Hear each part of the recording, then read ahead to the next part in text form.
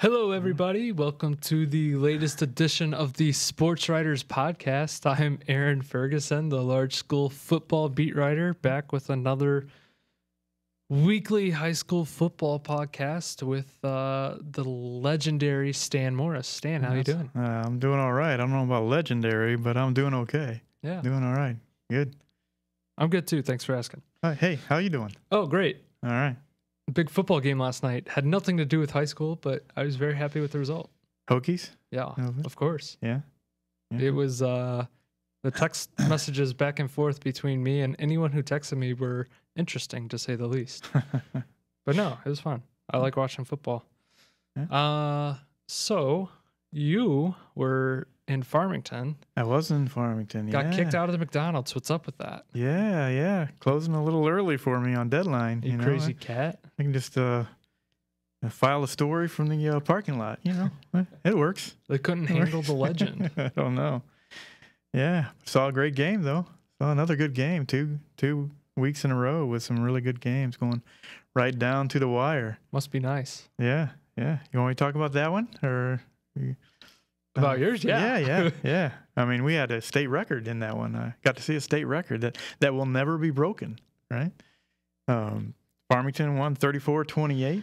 You can't break it. If a 99-yard touchdown pass and catch from Hayden Brott to Dalton Powell, that was in the third quarter of the Farmington game. That'll go down as a state record, along with several others. I think they're on that list of 99 yards, but pretty awesome for them. I mean, they were really excited, obviously, about doing that. They're backed up into their own end zone. And actually, Hayden just about got sacked in the end zone there. Just was able to get it off to Dalton, who caught it around the 30-yard line and kind of bobbled it a little bit, but got control of it. Got a good block from Blake Springer about the 40-yard line and was gone. I mean, it was Ponce from Anawan Weathersfield kind of chased him down right there at the 5-yard line and got to him, but just too late. He got into the end zone and kind of tackled him right at the end zone. But 99 yards, you just don't see that every day, do you? No. Yeah. That's pretty cool. So, yeah. I thought they were supposed to run the ball a lot more. Well, they did a little bit of that, too. Dash Anderson was, again, with another – he was over 200 yards rushing. That's a great running back name. Yeah, how about that? Dash, and he is fast, too, so that's fitting, right? It's like they planned it.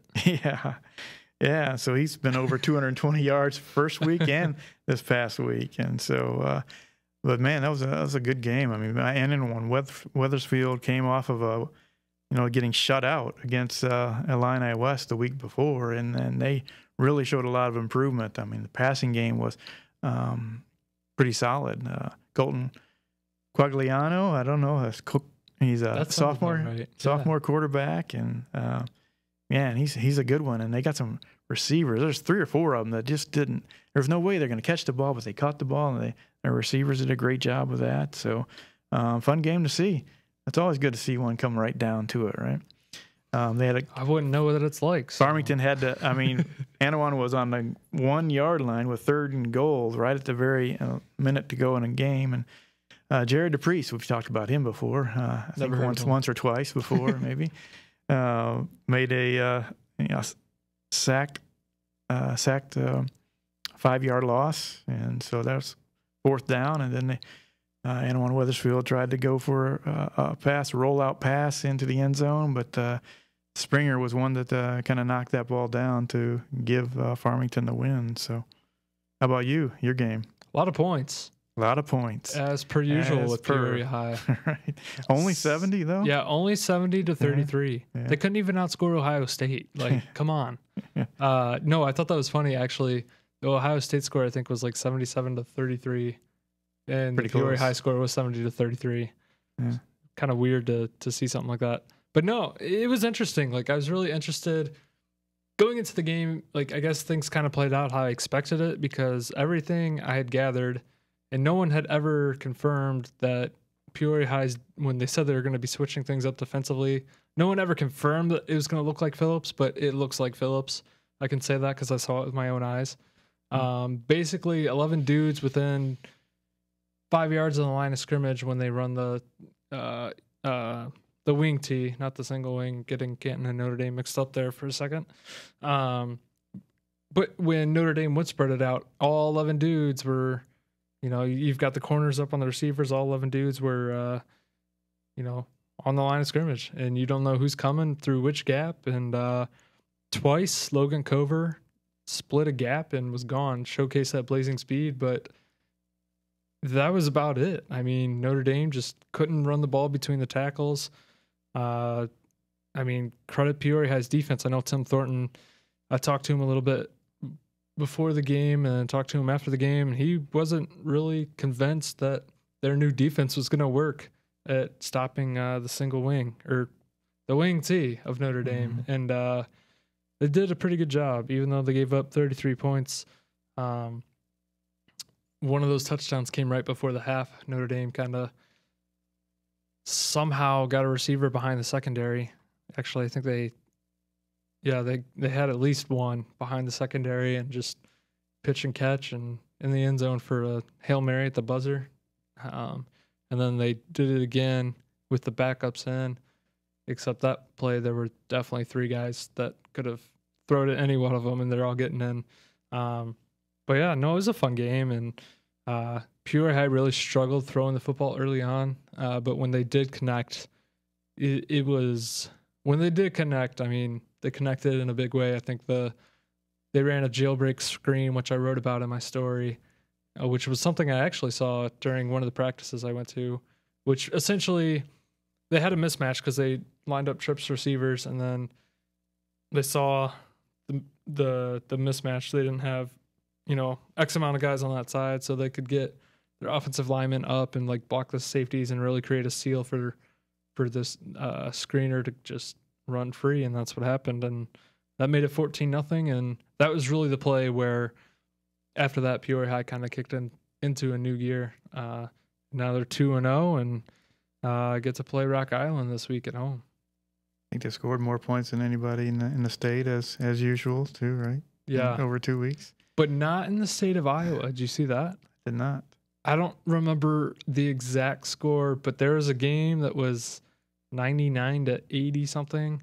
So essentially just like the Peoria High Notre Dame game last year where it was 82-80. Right. Or the playoff game against, was that Eisenhower maybe? 96 to something.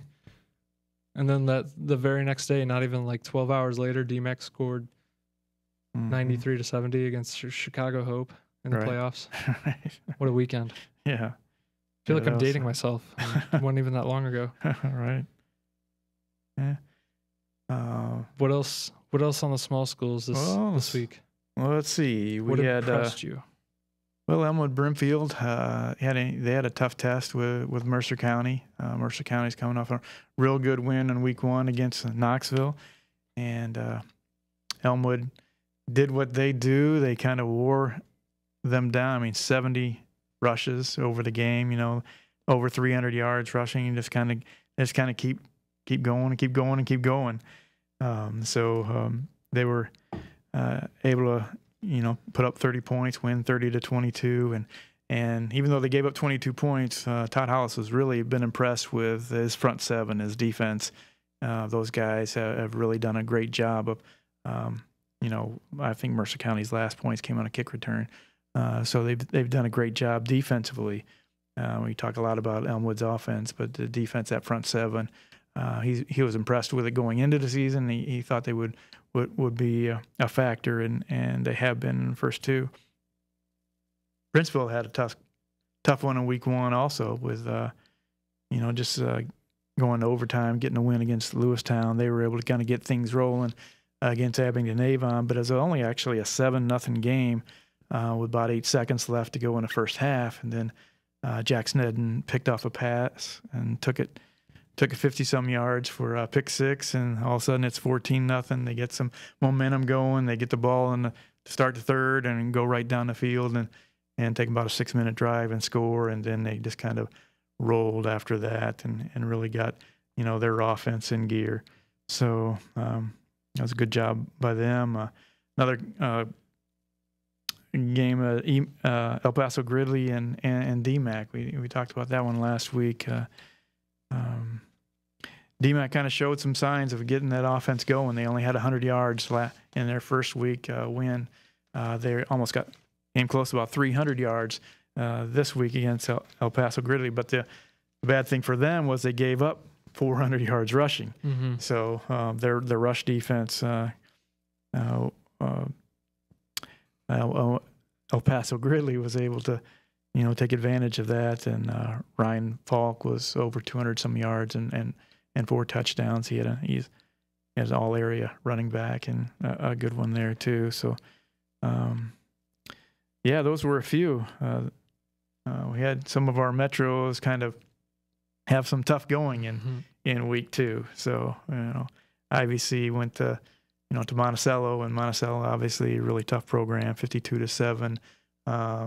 So IVC had the great win in week 1, but now they kind of got a rebound from that, and because they're playing a pretty good Pontiac team coming up this week. So, and Eureka faced in Gibson City, Melvin Sibley, and that was 41-12. But Jason Bachman saw some good signs, saw some things that coachable moments in that kind of game that he can kind of.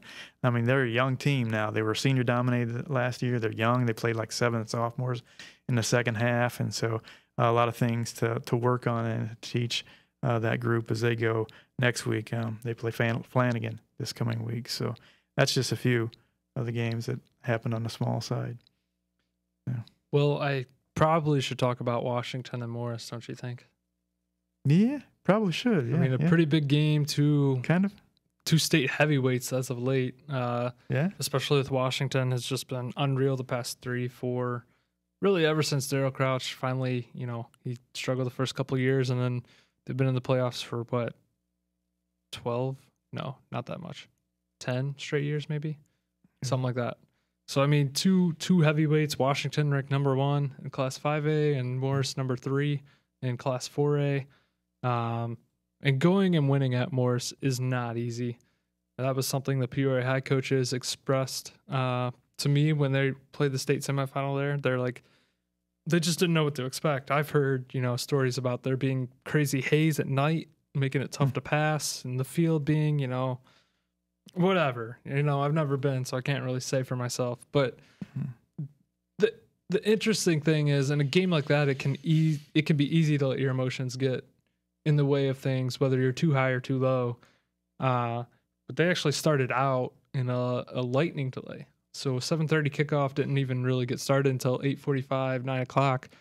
Talked with Darryl Crouch this morning, and he's like, yeah, he was really proud with the way his kids just kind of, nobody got too high, nobody got too low. They just kind of, some sat around, some went outside and threw the football a little bit just to stay loose. And then they scored the first 28 points of the game, and Morris, we had a laugh about it over the phone, but they allowed another kickoff return, which is kind of one of the 2 big plays that Morris used to beat them last year at Babcock. Obviously, that wasn't the case this year. Let's see, I've got the stats pulled up right here. Sam Walter ran for 106 yards, so, I mean, he had a really good game. But I think the big one was Brendan Durr running for 77 yards and 2 touchdowns, and really a lot of that is because of the way Morris was focused in on the Sam Walters, the Caleb Fishers, and they were double teaming Cole Ludoff, who had 11 catches against them last year, but I think he only had maybe 3 or 4 this week against them. But Morris, who is known for just having big dudes on the line and just running the ball down your throat, this was the most interesting thing to me, was Washington outran them 251-89. And that's not a bad Morris team. Like, Morris returned quite a bit from their 4A state title game last year. So Jason actually chimed in on Facebook Live and asked, is Washington really that good, or is Mohammed Seymour and Morris bad? I don't think either of those 2 programs that they've played are bad, because you look at what Mohammed Seymour did last year. They lost to Washington and then went 6-2 the rest of the way to make the 5A playoffs. But Mohammed is lighter on enrollment. They're one of the smaller 5A schools, even though they were in the 5A playoffs. Not saying that's an excuse or anything, because you go and look at Peoria High could probably compete with the 6A schools, and stuff like that. Canton's playing in the Mid-Illini as a 4A school, and they've got, up to 7A. Mm-hmm. But, enrollment does impact things. We see that with Manual in the Big 12. And Morris has been to the state title game, I think, 8 times in the past 15, 16 years, something like that. So it's not like these teams are really bad. They're just, I think Washington's really showing how good Washington is. Yeah. And they've got a lot. The thing with Washington, I've said this, I feel like so many times over the past, 4 or 5 weeks, ever since first day of practice, like they've got experience that really not many teams can say that they have ever. Just in terms of 3-year starters, and the senior class is really good. This junior class is really good. They're sophomore. They've got some really good sophomores that aren't really even going to see the field because of how good these 2 classes are. So I wouldn't say it's a slight against Morris or Mahomet Seymour. I just think Washington's pretty good this year, and they know they're good, but they're focusing on themselves going week to week, especially entering league play where this year, who knows? All bets are off. Mm-hmm. We haven't talked a whole lot about Dunlap just because last week they played Galesburg, and we got some help from the Galesburg newspaper. And then this week they went on the road to Mount Vernon, and Mount Vernon extended its losing streak to 23 straight games. So really, we don't know a whole lot about what Dunlap has in terms of maybe a fair test, but that might be coming this week when they play Pekin. But Andrew Pogue, let's see if I can read this printout, had 5 catches for 162 yards and 3 touchdowns down at Mount Vernon. How did you read that, man? That is incredibly small type. I don't think I could read that. I think maybe because I would definitely need cheaters, right? Maybe because I looked at it on my phone a few times beforehand. Yeah, this kid, he's 6'4", 6'5", and he's going to Illinois to play baseball. So he's got a big fastball and evidently good hands to catch a football too. So yeah, Dunlap kind of rolled Mount Vernon pretty handily, 34-0. Not really much of a test down there, but that's going to be the challenge for Dunlap coming back and playing Pekin this week, because Pekin probably rivals Washington's offensive line in terms of experience and size. They're both right up there, maybe 1A, 1B, maybe Washington slightly ahead, but it's going to be tough to get a pass rush against them. I don't know. That should be a fun game. I'm excited because now it's like Mid-Illini play starts. The Big 12 schools get their one non-conference game sprinkled in wherever in the schedule. And this year it seems to always be Rock Island because of the Benton Hammer connection, which I wrote about last Friday. So yeah, I don't know. It's just an exciting time because I love it. I love not having to chase down teams that go far away. Right. Like it makes my job easier that they're all everybody's playing each other now. You got the conference going on. Yeah. Same with the small schools now. Prairie Land starts, and Lincoln Trail they start conference schedules, and so it's an exciting time, that's for sure. So East Peoria, I have to bring this up, 2 straight weeks has essentially lost, not necessarily on the final play, but basically as late as possible, losing 14-7 in overtime to Streeter on a great touchdown catch in the back corner of the end zone last week to open the season. And then this week they're at East Moline. They're up 12-7, I believe, running the clock down, and then East Moline gets the ball back and completes this long pass, this kid's first catch of the game, takes him down to the 1, and then they punch in with like 28 seconds left to beat East Peoria. I mean, you talk about bad luck. I mean, East Peoria is right there in 2 games, has a chance to, probably should be 2-0 to start the year, and I mean, that's just tough. That's tough to see early on in the season, but it sounds like Eric Black is getting kids to buy into his program, get them to buy into his system. It's going to be tough to see how they bounce back now here as they hit the ever tough and ever competitive Mid-Illini. Yeah, Tremont's actually in the same situation as far as, you talk about East Peoria, just, Tremont is 0-2, but they're a play or 2 away from being 2-0. I mean, they just barely, lost to DMAC in week 1, 14-13. That's a game that they had to lead. I believe, into the fourth quarter, and then against Fisher, they lose 21-16. And again, they had a lead into the fourth quarter, and it's a team that's played some young kids last year again, and is showing some marked improvement, but they haven't been able to get see it as a W on the scoreboard. I mean, they're certainly a better team than they were last year, but they're still 0-2 right now, and going to playing a really tough Fieldcrest team this coming weekend. So not all records are created equal. Right, absolutely. This is why win-loss as a stat, as a pitcher in baseball, is one of the most infuriating things that I hate. I hate when people use that as an argument. All right, there's my side tangent about baseball. Back to football. All right. What else you got big school-wise? That Richwoods Manual game was bizarre. I mean, it was I'm sitting there in the press box, and the radio guys, I actually sat in the press box last week because I wasn't sure if it was going to rain or not. I really didn't want to deal with the rain and trying to keep stats sheets dry. So I just sat in the very hot press box. But the radio guys, Doc Watson and Tony Johnson, doing the game of the week on GLO over at Richwoods, which was Peoria High Notre Dame, as a reminder. We're sitting there, and I'll tell them whatever score that I see that I think is interesting. And when Manual took a 13-7 lead on Richwoods, I didn't know what to think. I didn't think Richwoods was very good. I thought they could be an average team this year. They're below average, but they still have a shot to be 2-1 because I forget who they have this week.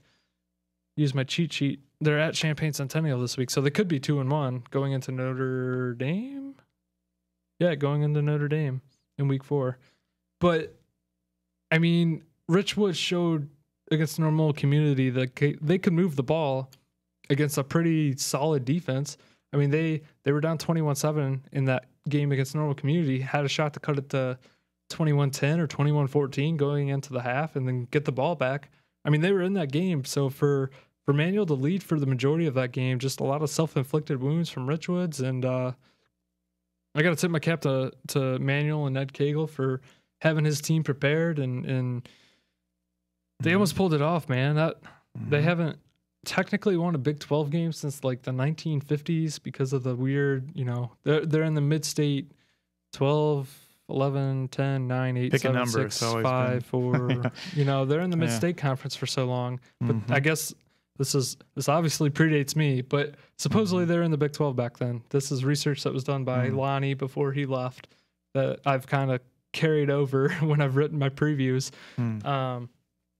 So that would have been crazy. Their Manual's last win was week 8 last year against Macomb.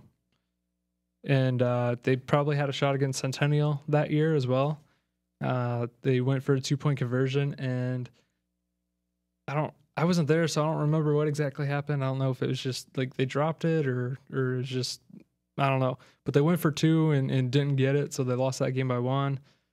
Kind of similar from this past Friday from Dave Reynolds' story, who was there to detail it all.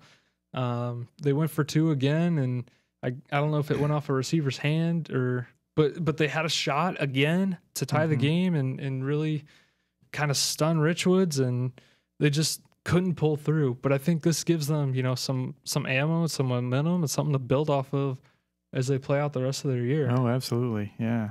That's neat to see them in that situation. So especially when you have a school of like 600 some kids going up against almost every school except for Notre Dame is twice your size in that league. So if you talk about Illinois going to districts, it probably helps Manual, And then I talked with quite a few coaches this morning before I came into work. So I guess you could say I was working from home. But anyway, Nolan Donald ran for 151 yards and 4 touchdowns against Streeter this week. And he completed quite a few passes. 4 or 5, also threw a touchdown. Nolan Donald's really, really improving and showing he can do more than just run. But I think the thing that Tim Briley was most impressed with is just the way the entire team is clicking. assignment wise, they've been really sound. He just thinks they need to clean up some fundamental things, and I think they want to get Canton back this week because Canton beat them last year, and beat them pretty good at Carper Field, and they're going back there again this year. So Canton coming off a tough loss at Macomb where they were just really sloppy. Cody Meyer said a lot of self-inflicted wounds, and Macomb, I mean, got to tip your cap to Coach Weston and his team for grinding out a game where they only had maybe 200 yards of offense, but it was enough to pull through, and they gave themselves a shot to win it, and they did. Yeah. That was good to see. I mean, as far as Macomb showing that, I mean, yeah, they struggled against them the year before. Yeah. And so I think a lot of people probably figured it would be similar this year. Right. But that's why they play the game, folks. Absolutely. Yeah. What do you have on the docket for this week? Hearing potential rain, right? Again? For the third straight week, there's potential rain. At least the we first 2 weeks, we got away with no rain, or just maybe just a little bit in week 1, but and just crazy hot this past Friday in week 2. But yeah, the rain may play. Who knows? It may play a factor in some of these games this weekend. We'll see how the weather forecast goes.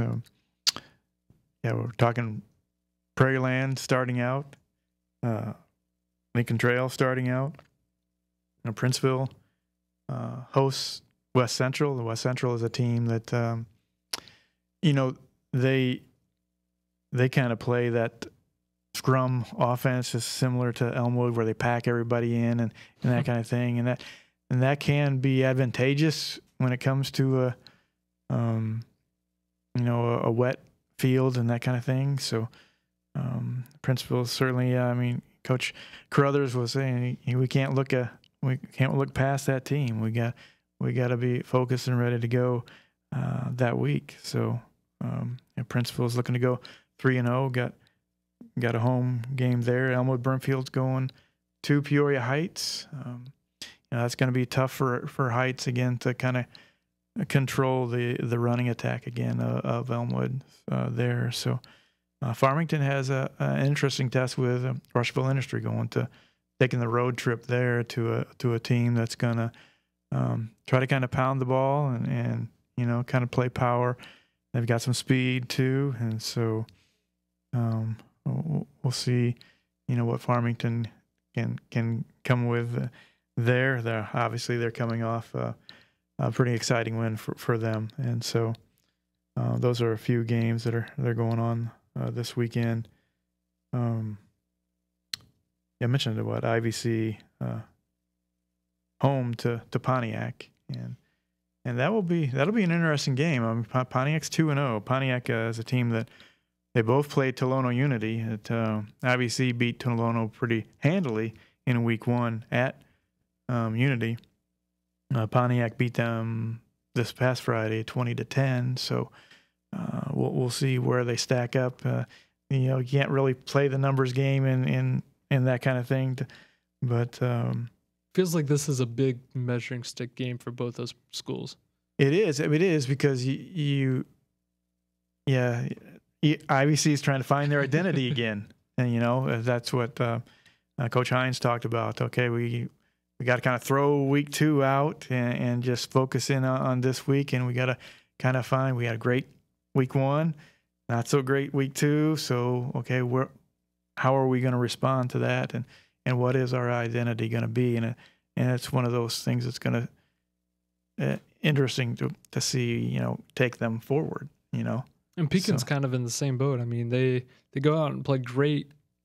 I should say they played very well against Oak Forest in week 1, come away with a 30-7 win, if my memory serves me correctly, and then a lot of optimism that they're going to play well against Sterling last week, and then they take a 7-0 lead, and then Sterling just does what Sterling does for the 17th time in the last 27 games. They running clocked an opponent for the 3rd time during that stretch against Pekin.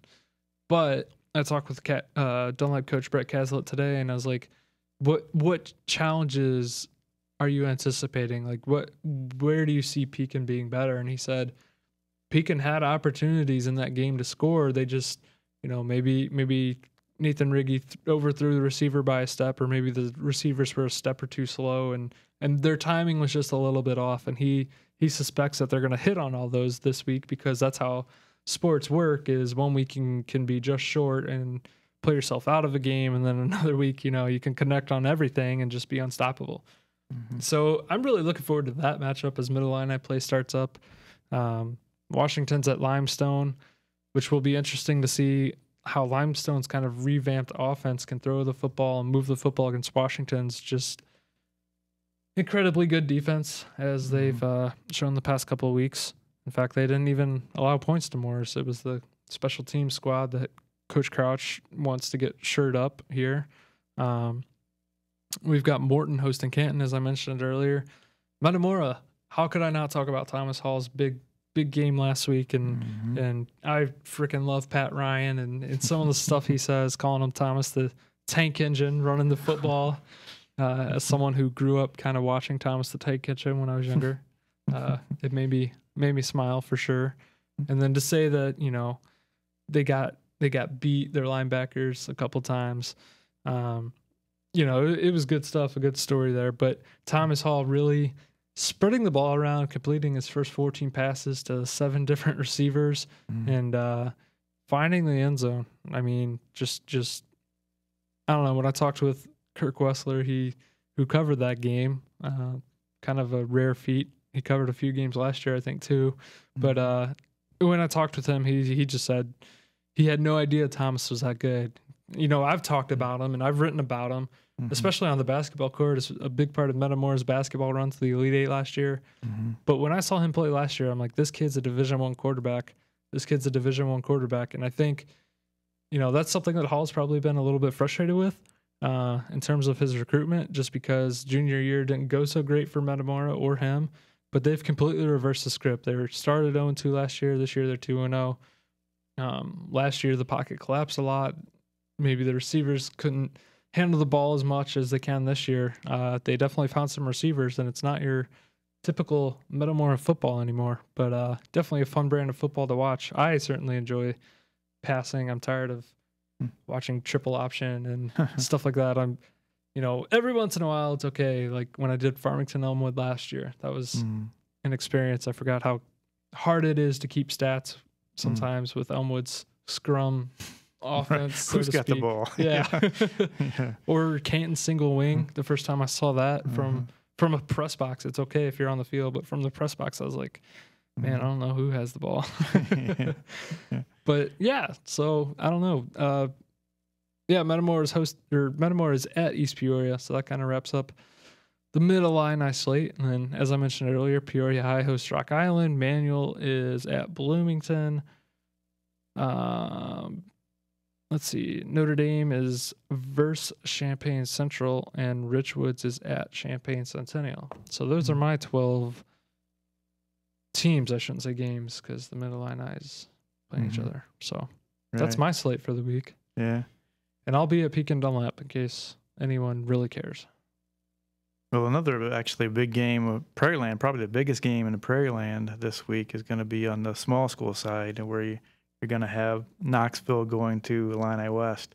I mean, that could be the game to determine who's the league champion in that side of the Prairie Land, because you've got Knoxville probably favored going into the season. Illini West is a team hasn't allowed a point yet. Has not allowed a point yet. No, they've outscored their opponents 80-0 so far. 24-0 and 56-0 over Havana this past weekend. And Knoxville kind of, they lost a 2-point tough one in their first week because they had some turnover issues and those kind of things early, and got on the roll this past week and beat Rushville Industry pretty soundly, and that's one of those games you talk about. It's going to be one of those run. Obviously, Illini West is known as a running attack, and Knoxville the same thing. I mean, they're going to churn out several different guys running the ball, but they